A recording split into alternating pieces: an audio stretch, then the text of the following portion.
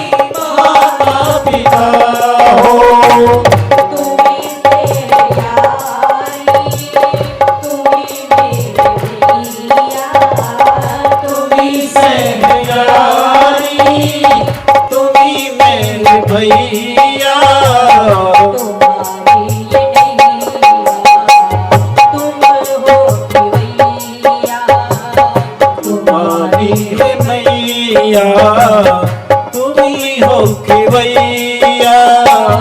मेरी जिंदगी को संभालो कन्हैया, मेरी जिंदगी को संभालो कन्हैया।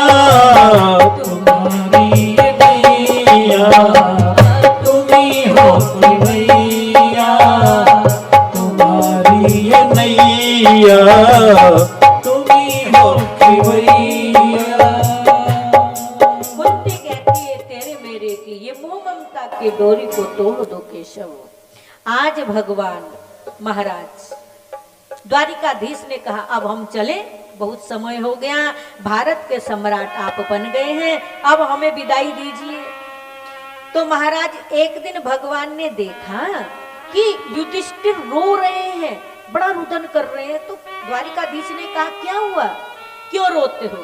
चरणों में गिर गए और चरणों में गिर करके कहा प्रभु क्या बताऊं, लाखों बच्चे अनाथ हो गए हैं, लाखों स्त्रियां विधवा हो गई हैं, मैंने ये क्या किया, क्यों ये युद्ध किया? भगवान ने बहुत समझाया लेकिन आज युधिष्ठिर की समझ में कुछ नहीं आया। जब कुछ नहीं